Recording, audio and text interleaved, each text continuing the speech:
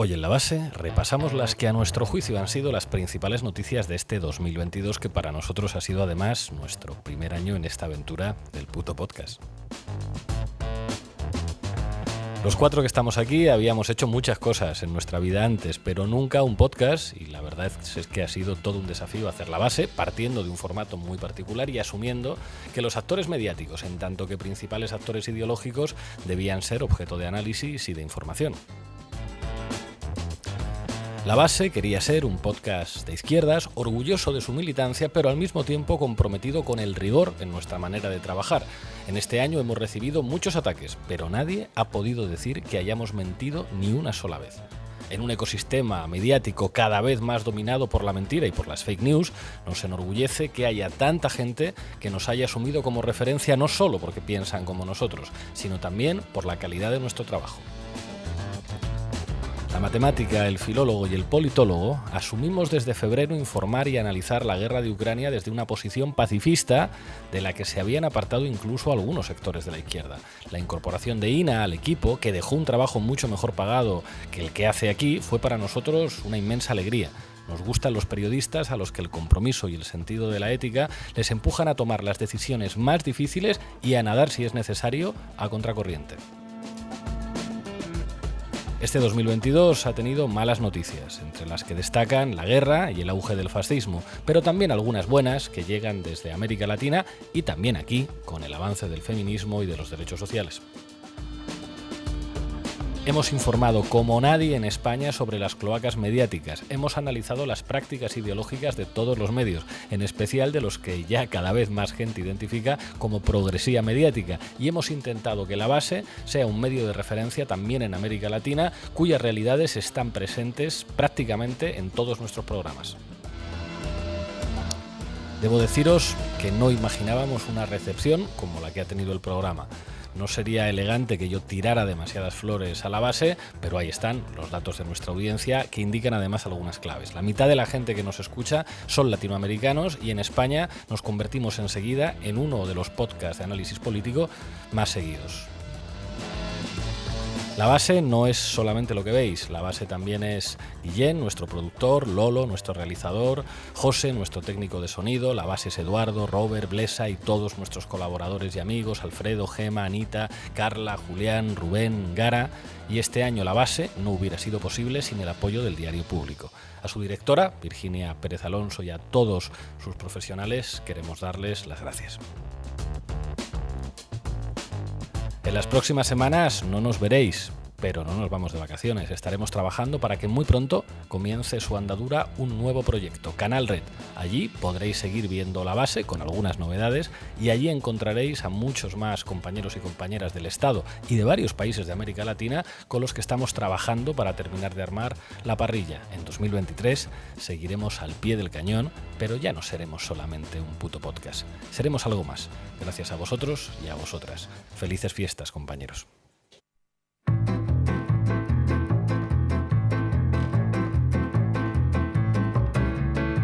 La Base, de lunes a jueves, en Público. Bueno, hoy repasamos lo más importante de este año 2022. Para ello, nuestra matemática Sara Serrano ha repasado algunas de las noticias en clave España más relevantes de este año. ¿Qué tal, compañera? ¿Qué tal, Pablo? Aquí el último programa ya del año. Manu Levín nos tiene hoy preparados algunos de los grandes hits de los medios de comunicación en este año. No son pocos, supongo que no habrá sido fácil hacer la selección. Pues no ha sido fácil porque había mucho para elegir, pero he intentado elegir 5 y a ver qué os parecen. Luego lo vemos. Doble dosis. Doble dosis de Biodramina patrocina La Base. Y Nafino Génova es la encargada hoy de hacer el repaso de las noticias más relevantes en este 2022 en clave internacional. ¿Qué tal, compañera? Bien. Y hoy vamos a contar con los testimonios de algunos periodistas y de su visión sobre lo que ha sido este año. Marina Lobo, Gerardo TC, Nuria Alabao, Miguel Mora y también vamos a contar desde América Latina, aunque está temporalmente en España para pasar las fiestas con su familia, Alfredo Serrano. Arrancamos. La base de datos. Buenas tardes, felices fiestas, buenos días en América Latina. ¿Qué tal, Pablo? Como este es el último programa del año, quería hacer un recopilatorio, como comentabas, de las principales noticias que el 2022 ha dejado en nuestro país. La primera es la ofensiva de la derecha judicial contra el poder legislativo y contra el gobierno. La manera en que la derecha está parasitando la judicatura y la falta de depuración tras la dictadura es un tema en el que hemos insistido desde los primeros programas de La Base. Hemos hablado del bloqueo del Consejo General del Poder Judicial y del Tribunal Constitucional, de las funciones que tienen estos órganos, del sesgo ideológico de sus vocales y de sus decisiones más polémicas. Hemos hecho especiales de jueces que, a pesar de estar detrás de algunas de las decisiones de mayor repercusión mediática, son prácticamente desconocidos para la mayoría de la gente. Tal es el caso, por ejemplo, del juez Juan José Escalonilla, instructor del caso Neurona y responsable de la persecución judicial contra Podemos, o del juez de la Audiencia Nacional, Manuel García Castellón, gracias al cual María Dolores de Cospedal se libró de sentarse en el banquillo por el caso Kitchen. Y esto es importante porque igual que la gente, que cualquier persona sería capaz de decir 3 o 4 o 5 nombres de miembros del Poder Legislativo, de diputados y diputadas, o de miembros del Poder Ejecutivo, de ministros, de ministras, del presidente, pues de la misma manera todo el mundo sería capaz de saber 4 o 5 nombres y rostros de los jueces más importantes y de los miembros más importantes del Poder Judicial en España, y es muy importante eso, ¿no? Ponerles nombre, ponerles cara y acabar con una opacidad que en lo que se traduce es en impunidad. También hemos hablado del uso espurio que ha hecho la derecha de las instancias judiciales para perseguir a sus adversarios políticos. Hemos hablado de la persecución que sufrió la actual delegada del Gobierno contra la violencia de género, Victoria Rosell, por parte del juez Salvador Alba, en connivencia con el exministro José Manuel Soria. El juez Alba es de momento el único juez que ha acabado entre rejas por hacerle lawfare a Podemos. También del montaje policial contra Isa Serra a raíz de su participación en la paralización de un desahucio que se saldó con su inhabilitación a presentarse a ningún proceso electoral hasta el año 2025. El juez que la condenó, Eduardo Urbano, es el mismo que exculpó a la ultraderechista Rocío Monasterio por el caso Aparejadores y a la expresidenta de la Comunidad de Madrid del PP, Cristina Cifuentes, por el caso Máster. Y el mismo que dio luz verde a la campaña transfoba de Hazte Oír o a los carteles machistas que Vox desplegó en el metro de Madrid durante la campaña electoral de la Comunidad. Exactamente, como hemos denunciado desde aquí en otras ocasiones, estos casos de persecución judicial contra representantes públicos forman parte de una estrategia más amplia de criminalización de la protesta social. No solo se busca acabar con la carrera política de determinadas figuras de la izquierda, sino disciplinar a todo aquel que pretenda hacer políticas transformadoras, ya sea desde las instituciones o desde las calles. Un ejemplo de cómo esto va permeando de arriba abajo es la persecución política que están sufriendo los 6 jóvenes de Zaragoza, que se enfrentan a 7 años de cárcel por manifestarse ante Vox. Bueno, en La Base contamos con la participación de Francho Aijón, padre de uno de los 6 de Zaragoza e integrante de la plataforma de Madres y Padres por su absolución. Desde aquí queremos volver a mandarles todo nuestro apoyo y nuestra solidaridad. Otro tema al que hemos dedicado varios programas es la masacre de la valla de Melilla y las responsabilidades del ministro de Interior, Fernando Grande Marlaska, en las 23 muertes y 70 desapariciones de personas que trataban de cruzar la frontera. Además, se produjeron al menos 470 devoluciones en caliente, es decir, deportaciones fuera de la ley. Desde La Base denunciamos los crímenes cometidos en la frontera y señalamos que el ministro de Interior debía rendir cuentas por las muertes que se produjeron en suelo español, por la falta de auxilio a los heridos, por las devoluciones en caliente y también por la entrada de agentes marroquíes a territorio español. Como también hicimos con la ministra de Defensa Margarita Robles en el caso de espionaje Pegasus. Sí, que se supone que debería ser ese el papel de los medios de comunicación, ¿no? Vigilar al poder, no ser brazos del poder, que es lo que son. Comentábamos que la derecha se está sirviendo de la judicatura para alcanzar un poder y una legitimidad que no están obteniendo cuando se presentan a las elecciones. Otro de los vectores que está sirviendo para cohesionar a la derecha y a la ultraderecha en España y no solo es el antifeminismo. Sí, esto es algo que hemos contado a lo largo de este año en La Base y uno de los motivos por los que el Ministerio de Igualdad es el principal blanco de la derecha más reaccionaria. Los ataques machistas contra el Ministerio de Irene Montero no son algo nuevo, sino producto de una estrategia sostenida de la derecha y la extrema derecha, con silencios cómplices en la progresía para tratar de bloquear el avance de políticas en materia de igualdad. Pasó con la ley Solo sí es sí, con la ley trans o con la reforma de la ley del aborto, que incluía la propuesta de incluir bajas discapacitantes por reglas dolorosas y que, recordemos, fue duramente criticada por la derecha, pero también por parte del PSOE, que decían que iba a ser esto, que las mujeres iban a coger bajas todos los meses, etcétera, etcétera. Cada vez que el Ministerio de Igualdad ha tratado de ampliar derechos feministas, ha tenido que enfrentar campañas de acoso y derribo por parte de la derecha y la extrema derecha. Bueno, como ocurría con la judicialización de la política, con la reacción antifeminista de la extrema derecha, ocurre algo muy parecido. El Ministerio de Igualdad es solo la punta del iceberg de una ofensiva mucho más amplia que permea en todo el colectivo feminista. La criminalización del feminismo va desde la ministra de Igualdad hasta las activistas del 8M. Y en esta ofensiva está en juego la pérdida de derechos adquiridos por las mujeres, que, como hemos visto en Estados Unidos con el tema del aborto, tienen sus derechos en juego. Esto es algo que ya avisaba Simone de Beauvoir. Bastará una crisis política, económica o religiosa para que los derechos de las mujeres vuelvan a ser cuestionados. Estos derechos nunca se dan por adquiridos. Bueno, para terminar con una nota de optimismo, quería recordar la gran movilización contra el desmantelamiento de la sanidad pública que se produjo el pasado 13 de noviembre en Madrid. Más de 200.000 personas salieron a la calle para denunciar el plan de destrucción de la atención primaria del gobierno de Isabel Díaz Ayuso.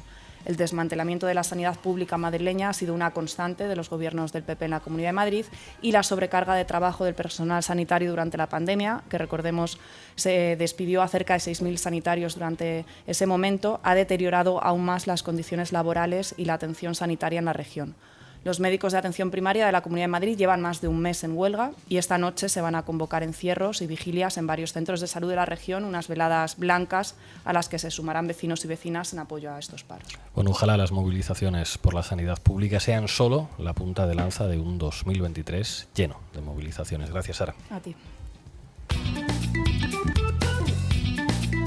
La Base, con Pablo Iglesias, Sara Serrano, Manu Levín e Ina Afinogenova. Manu Levín, ¿tienes a punto el tirachinas para despedir el año? Lo tengo a punto. Vamos con ello. Titulares al banquillo. Bueno, vamos a recordar, si os parece, lo decía al principio, 5 de los momentos más significativos que han sucedido en los medios de comunicación durante este año 2022 y que hemos analizado aquí en La Base. Hoy Manu Levín trae los 5 grandes éxitos del poder mediático en 2022. Vamos con ello, aunque sea burdo. Sea burdo, ya os podréis imaginar cuál es el primer corte que os pongo, que contiene seguramente lo más importante que se ha sabido este año sobre cómo funciona el poder mediático en España. Dale al play, Lolo. Dije, Eduardo, esto es muy serio, yo voy con ello, pero esto es muy delicado y es demasiado burdo. Claro, es demasiado burdo. Muy burdo. Es decir, porque yo, no sé, que ellos tienen un lenguaje. Estos son bolivarianos, que esto tal, estos han estado allí, claro, que nunca se han ocultado. Ahora, yo no creo que Pablo Iglesias abra una cuenta en las Granadinas a su nombre, 2 apellidos, para que Maduro, el día que se inscribe Podemos, le mande 200.000 euros, joder, son bastante más listos que todo eso. Pero fue con ello, y vamos que se fue, días y días y días con aquel bulo, en fin. ¿Qué más podemos decir de esto que no hayamos dicho ya en este programa? Esto que acabamos de escuchar es uno de los episodios más graves de la historia de la democracia española. La demostración de cómo funciona la mafia mediática en este país, de cómo intentaron amañar las elecciones machacando a Podemos con mentiras en prime time, y de cuál es básicamente la función de La Sexta, un canal con dueños de derechas para intoxicar, tutelar y destruir a la izquierda. ¿Cuántas caretas se han caído este año a raíz del Ferreras Gate? ¿Qué más tenemos? Segundo corte que os pongo, que también es un buen ejemplo de lo que es la progresía mediática en España. El 24 de junio de este año, decenas de personas fueron asesinadas brutalmente en la frontera de Melilla. Así lo contó La Sexta. El salto masivo a la valla de Melilla registrado esta mañana habría dejado al menos 5 muertos en el lado de Marruecos. Según el principal diario marroquí, fallecieron por una estampida y al caer desde lo alto de la valla en un asalto muy violento. España confirma que 1.500 han intentado cruzar y 133 han conseguido acceder a España. En estampida corren hacia la valla, donde se ve como la policía marroquí responde. Según fuentes oficiales tanto del gobierno marroquí como del gobierno español, se trata de un asalto extremadamente violento y premeditado. El balance, 5 migrantes fallecidos y, según las fuentes marroquíes, a consecuencia de la estampida, otras caer desde lo alto de la valla. Más periodismo y más racismo. Y más racismo. Es que es todo mal. Es decir, dicen que fue en el lado de Marruecos, que es mentira. Dicen asalto violento. Los violentos eran los migrantes. La actuación policial que acabó con la muerte de decenas de personas en ningún momento se califica de esa manera. Asalto masivo, dice también La Sexta, que después añade que lograron cruzar a España 133 personas. 124.000 inmigrantes ucranianos habían llegado a España para esas mismas fechas, pero jamás escucharéis hablar en La Sexta de llegada masiva en referencia a las personas ucranianas, aunque sean 1000 veces más numerosas, porque los inmigrantes solo son una masa, solo son masivos si son negros. Y La Sexta además seguía hablando en esta pieza que hemos escuchado de 5 muertos, que es mentir, y seguían hablando de esa cifra además cuando ya había pasado todo un día desde la masacre y todo el mundo había podido ver los vídeos que demostraban que eran decenas las personas muertas. Claro, pero luego dirán que si nosotros hacemos un trabajo de análisis de cómo se dijeron las cosas, de las palabras que se emplearon, de la doble vara de medir cuando los migrantes son negros respecto a cuando son rubios de ojos azules, dirán que les estamos señalando. Qué poca vergüenza. Tercer corte y nuevo ejemplo elocuente de lo que representa la progresía mediática. Volvíamos de las vacaciones de agosto y el 8 de septiembre falleció la reina de Inglaterra a los 96 años. Así lo contó La Sexta. Aquí la sensación es un tanto de orfandad. Fíjense un dato, el 85% de los británicos ha nacido después de los 52 años, del año 52, perdón. Por lo tanto, no han conocido a otra reina y sienten que la reina Isabel II, era parte de su familia. Todos hemos conocido a una sola reina. Ella es la persona a la que siempre hemos admirado. De alguna manera es un día triste. Dirigió este país con gran relevancia, deber, respeto y honor. No sé si habrá otra monarca como ella. Dolor. Ha sido una mujer increíble. Mucha emoción. Muy triste. Un día muy triste. Y con el corazón roto. Para mí ha sido una persona admirable. Estaba en shock, la verdad, porque esa señora es la única. Porque ella ha sido parte de la vida de los 280.000 británicos que viven en España. Las banderas del Reino Unido inundan las calles de Benidorm para recordar a su reina, a la que describen así. Moderna, una líder. No es solo una reina, es la reina de todo el mundo. Desde la distancia, todos ellos viven un momento histórico. Aquí en San Fulgencio, en Alicante, también están de luto. Es el pueblo español con mayor porcentaje de británicos empadronados. Hoy han guardado un minuto de silencio, que se ha roto así, con este enorme aplauso. He llevado muchas lágrimas. Con su acento inglés, todos ensalzan su importancia. Es como otra madre, como otra abuela. En este colegio británico de Leioa, en Vizcaya, hoy todos hablan de ella. Bueno, furor Tremendo. monárquico en el canal supuestamente más a la izquierda del arco televisivo. Estilo norcoreano.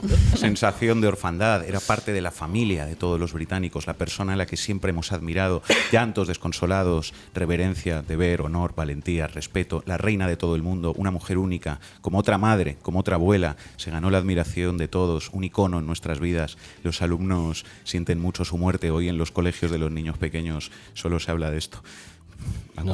Nos cachondeábamos de que Isabel Díaz Ayuso hubiera decretado 3 días de luto oficial en Madrid por el fallecimiento de la reina de Inglaterra.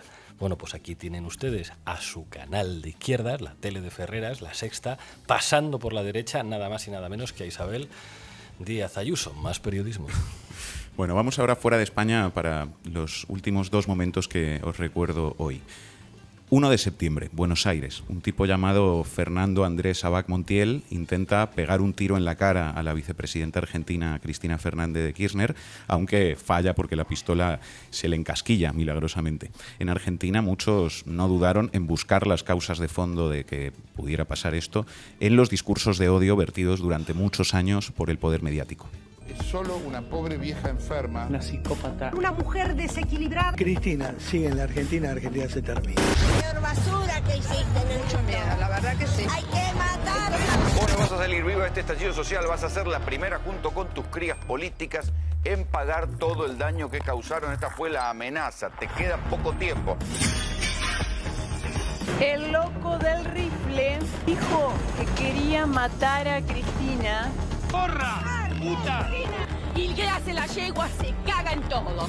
Cuando se fusilan unos cuantos en este país, pasamos al frente. ¡Sacrifiquen a la yegua! ¡Necesitamos es un sicario y que le pegue un tiro en la nuca es hija de mil puta. Esto que acaban de escuchar ustedes se llama violencia mediática. Por suerte, este término que hemos usado mucho en el diccionario de estilo de la base ya se está popularizando en el lenguaje político en España. Así es. Hay otros también que se me ocurren: progresía mediática, derecha judicial, derecha mediática, que ahora lo dicen hasta en la SER, en El Mundo, o el propio presidente del gobierno. El diccionario de la base, del que estamos muy orgullosos. En fin.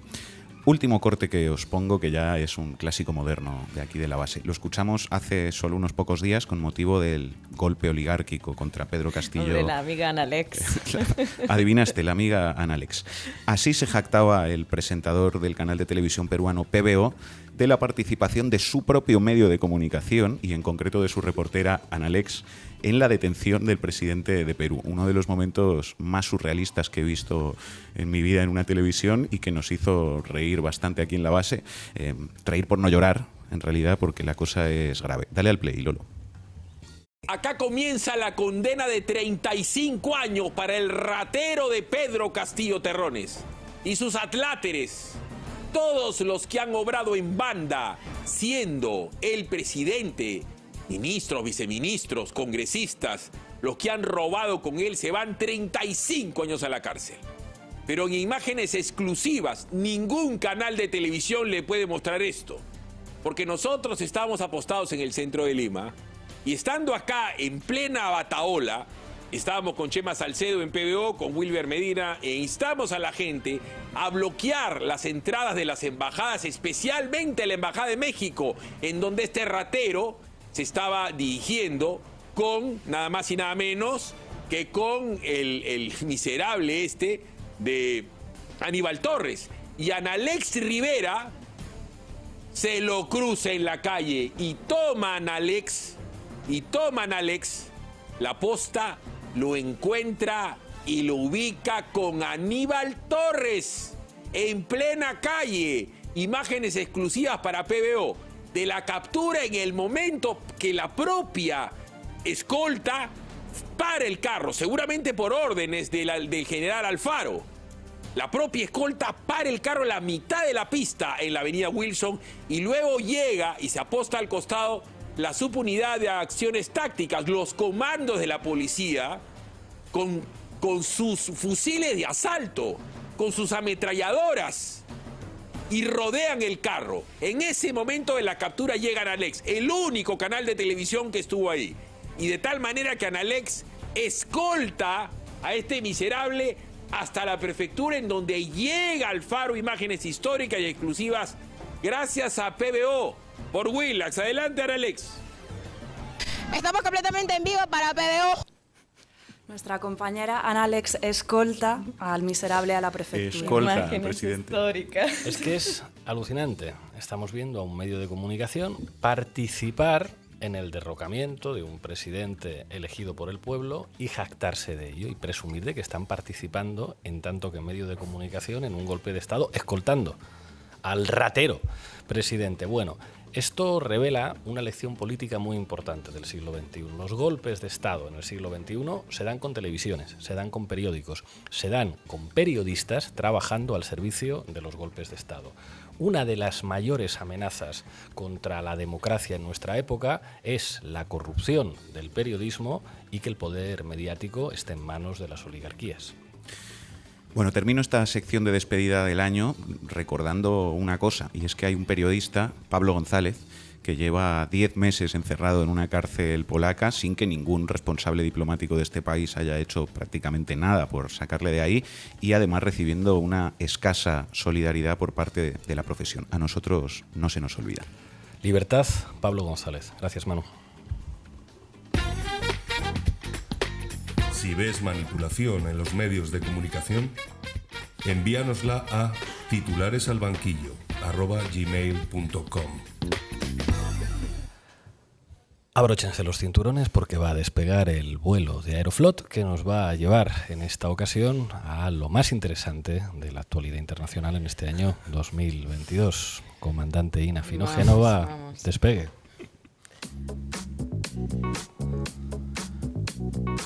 ¿A qué me invitan? el análisis internacional de Ina Afinogenova. Y así es como el avión de Aeroflot aterriza en Moscú, ¿no? Porque ha sido el año de la operación especial militar. El 24 de febrero Rusia atacó Ucrania bajo los pretextos de desnazificación, desmilitarización y protección de la población del Donbass. El plan de los brillantes estrategas del Kremlin consistía, al parecer, en tomar el país más grande de Europa en 3 días, lograr que su presidente Volodymyr Zelensky huyera, sustituirlo por alguien más amistoso con Moscú y celebrar la hermandad de 2 pueblos eslavos. Bueno, el resultado ya lo conocen ustedes. La guerra relámpago va camino de cumplir 1 año y no se le ve un final. No hay estimaciones exactas acerca de la cantidad de víctimas. La propaganda de guerra de cada lado se empeña en esconder las cifras de sus bajas y inflar las de las bajas del adversario. Hace algo más de un mes, el jefe de Estado Mayor Conjunto de Estados Unidos, Mark Milley, sugirió que en estos meses de guerra cerca de 100.000 soldados rusos y 100.000 soldados ucranianos han muerto o han resultado heridos, además de unas 40.000 víctimas civiles. Bueno, este alto mando del ejército de los Estados Unidos está hablando de casi 250.000 víctimas mortales. Hace un mes, sí. De 100.000 soldados ucranianos muertos o heridos habló luego la presidenta de la Comisión Europea, Ursula von der Leyen, en un discurso que posteriormente fue editado con esa mención del número de víctimas eliminada. Vaya, qué casualidad. Lo que pasa es que a la propaganda de guerra de la OTAN, que es en este caso a la que estamos sometidos en esta parte del mundo, pues le conviene seguir defendiendo el relato de que todo esto se va a resolver en el campo de batalla y de que no hay lugar para ningún tipo de diplomacia, tal y como dijo el alto representante de la diplomacia europea, Josep Borrell, y entonces pues es mejor omitir en la comunicación, ¿no? y en la propaganda cualquier dato que pueda cuestionar ese relato.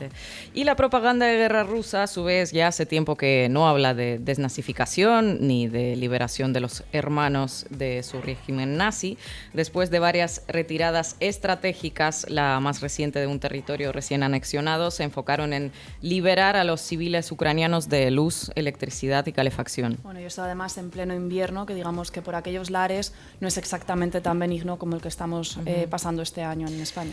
Efectivamente, en las últimas semanas lanzaron decenas de misiles contra la infraestructura energética del país para forzar una negociación de un armisticio que a estas alturas todos saben que serviría solo como un descanso previo a una nueva fase de la guerra, tal y como sucedió luego de la firma de los acuerdos de Minsk en 2015. Bueno, ¿y cuáles son los resultados después de 10 meses de guerra, Ina? Vamos, nos dijeron que iban a liberar a Ucrania de un régimen neonazi y lo que hicieron fue básicamente ocupar parte de sus territorios.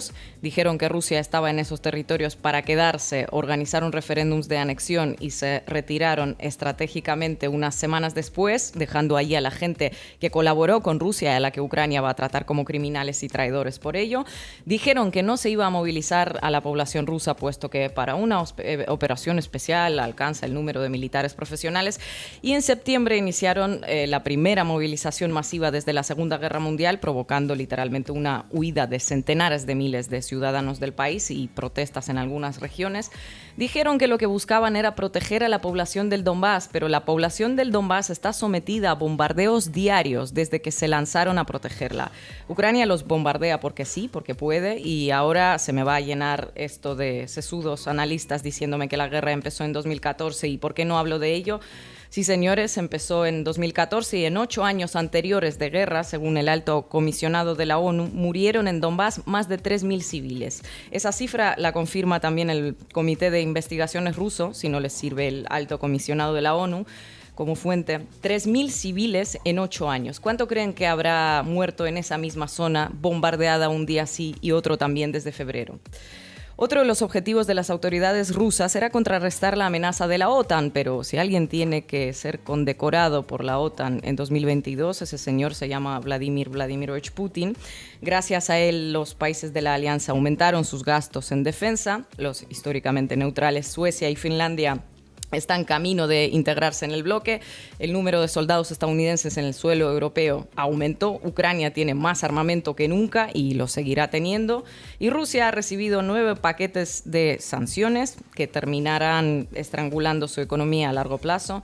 Miles de víctimas, atentados en su propio territorio, bombardeos diarios de la zona fronteriza con víctimas de las que nadie va a hablar. atentados contra su infraestructura multimillonaria, como lo es la voladura de Nord Stream, y no parece que fuera la propia Moscú que voló sus propios gasoductos. Hoy ya habla de ello el mismísimo Washington Post, citando fuentes de seguridad nacional de Estados Unidos.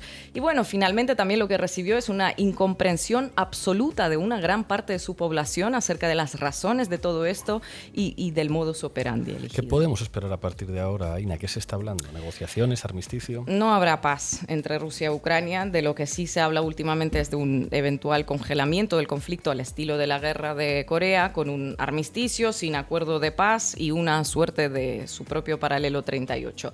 Algo que sirva para parar la muerte, al menos. La pregunta es cuándo se dará, porque a estas alturas no se le ve un intento de sentarse a negociar a nadie. Ayer Putin volvió a decir que sigue considerando a los ucranianos como pueblo hermano. Me temo que ellos no están muy de acuerdo. Me temo que en 2023 en Canal Red tendremos que hablar mucho de esta guerra y no nos vamos a cansar de pedir la libertad de Pablo González, el periodista español en prisión en Polonia. Bueno, ahora toca despegar desde Europa nuestro avión de Aeroflot y llegar a América Latina. Vamos a América Latina. En 2022 esta región nos dio algo más de esperanza, a diferencia de Europa. Las elecciones en Colombia, con la victoria de Gustavo Petro y Francia Márquez, fueron una nueva oportunidad para ese país. La primera ley que firmó Gustavo Petro fue la de la paz total, mientras Europa está inmersa en una guerra. Colombia, un país que sale de décadas de conflicto armado, convierte la búsqueda de la paz en una prioridad y en la política de Estado. La reforma agraria y la reforma fiscal también son dos medidas importantes de las que habrá que estar pendientes. Brasil, otro país que nos dio esperanza. Lula está a punto de regresar con un gabinete bastante amplio y un Senado que evidentemente no le va a hacer la vida nada fácil, pero se va el fascismo del gobierno brasileño y Latinoamérica recibe una nueva oportunidad con Lula para levantar cabeza en la arena internacional. Aquí acabo con las esperanzas y sigo con desgracias. Argentina, un año marcado por la lucha de extrema derecha contra la vicepresidenta Cristina Fernández de Kirchner. En septiembre, un radical ultraderechista, ya lo mencionó Manu, le restregó una pistola cargada en la cara, que falló y no disparó, y hace unas semanas un tribunal la sentenció sin pruebas a 6 años de cárcel y proscripción política perpetua. Una sentencia además que se ha producido en medio del Mundial de Fútbol, que bueno, por otra parte, para alegría mía y de toda Argentina, ganó la albiceleste. Dale, campeón. Para alegría de todos nosotros, ¿no? Perú sigue en una crisis de gobernabilidad profunda, con el presidente Pedro Castillo detenido por intentar disolver el Parlamento, que le iba a declarar y le terminó declarando la vacancia. La que ahora ejerce de jefa de Estado, Dina Boluarte, se comprometió a convocar las elecciones en abril de 2024, mientras declaraba el estado de emergencia y reprimía con militares las protestas. En poco más de una semana, 26 personas murieron en Perú como resultado de esa represión. México y Colombia, concretamente sus presidentes, fueron cruciales para romper un poco el relato hegemónico sobre lo que estaba sucediendo en Perú.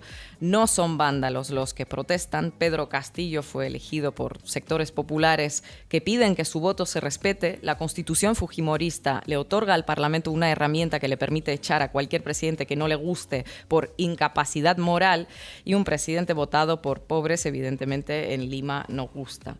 La situación en Perú no se calmó, las protestas siguen, la represión sigue y es difícil imaginar cómo pretende Dina Boluarte mantenerse en el poder hasta 2024. Lo vamos a ver. Gracias, capitana. La base, con Pablo Iglesias, Sara Serrano, Manu Levín e Ina Afinogenova. Bueno, estamos en Mesa de Análisis. Contamos en primer lugar con Marina Lobo y voy a aprovechar este momento para revelar una exclusiva. Ayer estuvimos de cañas y alguna cosa más con los chicos de la 20 y pico. Y claro, como somos nuevos en esto de salir con los que llevan haciendo tele y radio mucho más que nosotros, cometimos el error de irnos los últimos del bar. Y cuál sería nuestra sorpresa cuando los señores de hora 20 y pico se habían ido sin pagar. Esto no va a quedar así, pero quería preguntarte, Marina, si siempre hacen lo mismo. Yo no estaba, pero es que Héctor siempre hace eso. O sea, hora 20 y pico por los 20 y pico pavos de Pella que dejaron. Madre mía. Habrá venganza en 2023. Vamos a ir a prisa a reclamarlo todo. Bueno, Marina, ¿cuál es tu análisis de lo más relevante de este 2022? Lo más relevante este 2022, yo creo que lo más relevante este 2022 ha sido la gira de Rosalía. Es como lo más relevante de 2022. Yo, si me tuviera que quedar con cosas, me quedaría, aparte de la gira de Rosalía y que Girautas haya ido de Twitter, me quedaría también, por un lado, por haber desenmascarado un poco al Partido Popular recientemente, ¿no? Con este secuestro judicial que hemos visto por parte del Partido Popular. Es decir, si nos quedaba alguna duda sobre si el Partido Popular de Feijóo iba a ser moderado o si no, creo que ya se han disipado todas esas dudas y ya nadie puede decir hoy que el Partido Popular de Feijóo va a ser un Partido Popular moderado, porque lo que hemos visto últimamente y sobre todo en estos últimos días creo que ha sido algo inédito para la democracia de nuestro país. Y si me tuviera que quedar también con otra cosa positiva, me quedaría con mis compañeras, que creo que hay muchas compañeras en redes sociales partiéndose la cara y partiéndose la cara por los derechos de todos y de todas. Y me quedaría con la unión con esas compañeras y con esas compañeras tan valientes que, pese al acoso que muchas veces están sufriendo y estamos sufriendo en redes sociales, seguimos ahí al pie del cañón y seguimos más unidas que nunca, que sí que he visto últimamente esa unión que quizás se había perdido bueno, al final en 2020 y 2021, que estábamos arrastrando la pandemia, y estoy volviendo a ver esa unión de compañeras, esa salida a las calles también, y eso me parece que habría que destacarlo como algo positivo, por no dejarnos llevar por todo lo negativo, ¿no?, que ha ocurrido este año, que quizás ha sido un poco más que lo positivo. Marina Lobo, muchas gracias por atender a la base. Felices fiestas y dile a esos cabrones que les estamos buscando. Que me hagan un Genial. viso, Marina. Sí, claro, que tuvo que pagar la pobre rusa. Con además. dinero ruso se pagó. Madre mía. En cirílico es que, también. No, os digo una cosa, no sé si se habrán fugado, porque yo sé que Héctor cogió lotería para todo el equipo y yo no sé nada de él. O sea que no descarto nada a estas alturas. Madre mía. Un beso fuerte, compañera. Igualmente. Nos acompaña también Nuria Labao. Nuria, ¿te ha tocado el gordo? No me ha tocado el gordo y yo además soy bastante más ceniza que Marina, así que creo que me he quedado con algunas malas noticias. Al menos desde la óptica de los movimientos sociales, yo creo que, bueno, este año hay bastantes noticias preocupantes en relación con las reformas del Código Penal que se están produciendo, ¿no?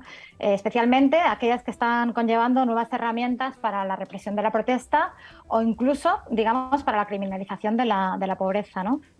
Yo quería recordar que, bueno, en esta legislatura se ha aprobado que varios hurtos en comercios o supermercados se conviertan en delito, ¿no? Un delito con penas de cárcel, que es una especie de versión de estos 3 strikes estadounidenses, ¿no? Y claro, es evidente que esta es una medida destinada a contentar a la patronal de los comercios, ¿no? Entonces, bueno, me quería preguntar cuánta gente puede acabar en la cárcel por robar comida en un supermercado, ¿no? En este contexto de inflación, de aumento de la pobreza. Desde luego, esta no es una buena noticia. Y la que tampoco me parece una buena noticia es la reforma de la sedición, ¿no?, la que ya se conoce como la ley Asens, que ha quedado también, o está quedando como una nueva mordaza, ¿no?, con esta ampliación de los delitos por desórdenes públicos, ¿no? Recordemos que esto se ha colado, ¿no?, en la misma reforma donde se deroga el delito de sedición, ¿no? Es decir, es una reforma que se hace para que los líderes del procés puedan continuar en política, pero a cambio se criminaliza ocupar una sede bancaria, ocupar un fondo de inversión, aunque sea de manera pacífica, ¿no? Yo creo que con esto puede quedar tocada la lucha por el derecho a la vivienda, ¿no? El sindicato de Llogateres ya ha denunciado precisamente que esta ley puede castigar las protestas pacíficas y además se incluye en esta reforma de desórdenes públicos, pues cortar una carretera, ¿no?, que antes no era un delito. O sea, parece que los líderes del procés no serán inhabilitados, pero la gente que reaccionó ante la sentencia saliendo a la calle sí podría ser condenada con esta nueva reforma, ¿no? Entonces a mí me parece que es un cambalache entre las élites, ¿no?, que deja tirada a la ciudadanía, ¿no?, y que constituye una especie de retroceso de la democracia. Y por último recordar pues que, bueno, que parecía que este año se iba a aprobar la reforma de la ley Mordaza, que es otra de las promesas tradicionadas del gobierno progresista, porque no se ha aprobado y parece que no lo hará ya en este 2022. Y en cualquier caso, las propuestas que hay sobre la mesa tampoco parecen buenas, ¿no? El punto, digamos, más caliente de esta reforma era, ¿no?, la presunción de veracidad de la palabra de los policías. Recordemos que hay juicios donde, incluso con un vídeo donde se ve que hay una persona que no ha agredido a los agentes dicen que sí les ha agredido, y vale más la palabra de los policías que la propia evidencia, digamos, audiovisual o la propia realidad de lo sucedido. Entonces, bueno, a mí me parece que esto también es una medida que es casi como de carácter iliberal y que directamente hace desaparecer la presunción de inocencia de los ciudadanos, ¿no?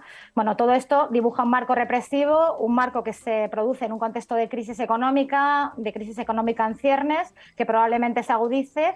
Y bueno, yo creo que probablemente se van a producir nuevas protestas y creo que gracias al gobierno progresista el Estado ahora tiene muchas más herramientas para la represión.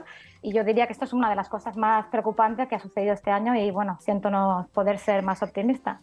Muchísimas gracias en cualquier caso por el análisis, Nuria. Felices fiestas. Felices fiestas. Nos acompaña también Gerardo TC. Queremos pedirte, Gerardo, tu análisis de lo que a tu entender es lo más relevante de este 2022. Hola, ¿qué tal? Felices fiestas. Creo que la pregunta, me acabo de incorporar, era qué se recordará de 2022. Si es este el concepto, yo creo que se recordará la enorme transparencia puesta sobre la mesa este año. Quiero decir, es el año en el que por fin muchas de las cosas que suponíamos se han confirmado. Salieron los audios de Ferrera, que es un ejercicio de transparencia involuntaria bastante importante. Con esos audios de Ferrera hemos descubierto este año que es lo que suponíamos pasaba. Quiero decir que así es como se gestiona información política en este país, en una gran emisora.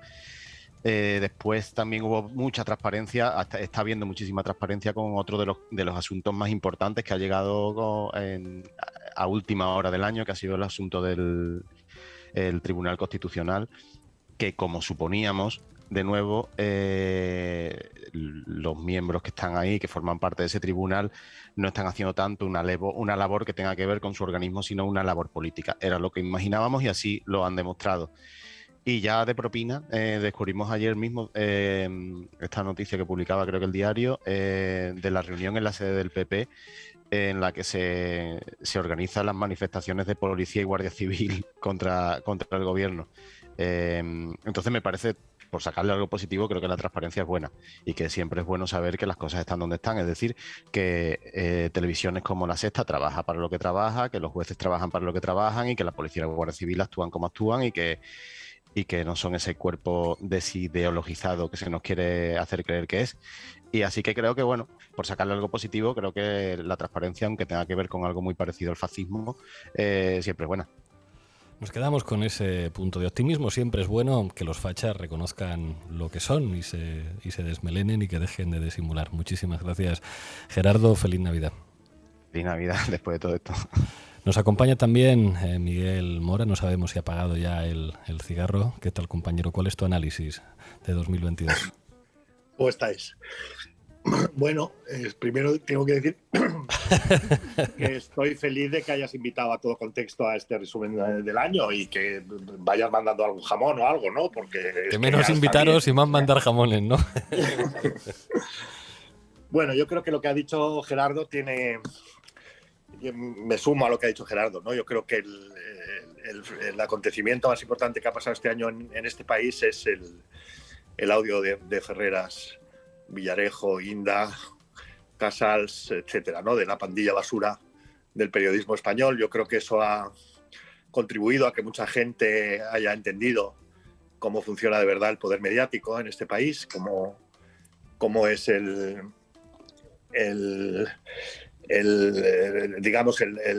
estado subterráneo de la cloaca, que funciona latente, pero que funciona desde hace muchos años, y que por un lado es un gran negocio, porque Villarejo sobre todo es un gran negociante y no tiene ideología, pero por otro lado funciona de una manera ideológica, que es lo que hemos visto en La Sexta, ¿no? Yo creo que eso ha descubierto un estado de cosas lamentable que define que el periodismo puntero de este país está totalmente putrefacto, porque no es solo La Sexta, no es solo Ferreras, es toda la gente que se sienta en esa mesa y que ha sido capaz de sentarse en esa mesa después de que hayamos sabido lo que hemos sabido. Viendo lo de Perú antes que habéis puesto, bueno, es un poco más descarnado lo de Perú, pero lo que ha pasado aquí durante los últimos años es exactamente lo mismo. No han presumido de ello en vivo, pero ha ocurrido, es decir, ha habido medios golpistas. Y yo creo que eso es muy importante para que la ciudadanía esté mejor orientada y mejor informada y sepa dónde debe y dónde puede informarse, ¿no? Por el lado positivo, porque eso nunca es positivo, que tengamos unos medios corruptos. Pero por el lado positivo yo creo que hay que destacar dos cosas, ¿no? Yo destacaría el triunfo de Petro en Colombia, de Petro y de Francia, que es una victoria de la izquierda histórica después de, bueno, desde siempre, nunca había ganado la izquierda en Colombia, y esa es una gran noticia. Y la otra gran noticia yo creo que es la manifestación por la sanidad pública que hubo en Madrid hace un mes, que yo creo que demuestra que hay una parte de la ciudadanía que, aunque haya votado al PP en las últimas elecciones, se ha dado cuenta de que no puede apoyar a partidos que van a destruir la sanidad pública. Y yo creo que eso es un rayo de esperanza que vamos a ver si se confirma en las elecciones autonómicas y municipales de mayo, de que una ciudadanía comprometida con los servicios públicos puede por fin derrotar a la derecha en Madrid. Es seguramente muy optimista este diagnóstico, pero yo creo que esa es la esperanza a la que hay que agarrarse. Miguel Mora, director de Contexto, muchas gracias por atender a la base. Disfruta de estas fiestas con moderación. Igualmente, un abrazo. Hasta pronto. Nos acompaña también Alfredo Serrano, que no está en América Latina, aunque siempre que vuelve deja su corazón allí. ¿Cuál es tu análisis de lo que ha ocurrido en la región latinoamericana, en la Patria Grande, este 2022? Hola Pablo y hola al equipazo. Bueno, estar en el sur de España es casi estar en América Latina. Vaya por delante. Recuerdo mucho la victoria de Xiomara Castro, que tiene un punto de justicia poética. Fue donde empezó buena parte de la secuencia de golpes de estados en América Latina, y esa victoria popular, amplia, una mujer al frente, muy valiente. Victoria de Gustavo Petro por todo lo que implica Colombia, con Francia Márquez, sin disimulo, ganó la izquierda con un lenguaje claro, ganó con un corpus ideológico nítido, sin buscar atajos, sin colocarse en el centro. Eso hacia adelante yo creo que lo vamos a recordar para toda la vida. La victoria de Lula, por lo que significa Brasil, no es algo ni mucho menos menor. Y el rol positivo geopolítico de Andrés Manuel López Obrador. Me parece que ha sido algo como para repensar, estudiar, entender lo valiente, inclusive ahora en estos momentos complicados con México. Nunca esquivó, ¿no? ninguna situación complicada, y creo que se afianza como un líder histórico para mucho tiempo. Y en negativo, desgraciadamente, recuerdo lo ocurrido contra Cristina Fernández de Kirchner, el acoso y derribo del Poder Judicial, de la derecha mediática, de la derecha política, que prácticamente es lo mismo. Y ese momento del intento de asesinato, creo que no se nos va a olvidar para nunca. Y por último, lo que está viviendo Perú, que creo que ojalá el neoliberalismo deje ya de legitimar tantas muertes. La verdad que duele mucho lo que está ocurriendo. Así que, como siempre, muchas luces y algunas sombras. Alfredo Serrano, muchísimas gracias, compañero. Nos iremos viendo estos días y estos meses que nos quedan. Hasta pronto. Un abrazo fuerte para todas y todos. Bueno, llegamos al final. Ya decía que vais a tener que esperar a este enero para volver a vernos. Estamos trabajando para terminar de armar Canal Red, para terminar de tener la parrilla preparada. Creo que os va a gustar mucho. Vamos a terminar con un temazo hiperidentitario de los Escorbuto. Cuidado, hasta 2023.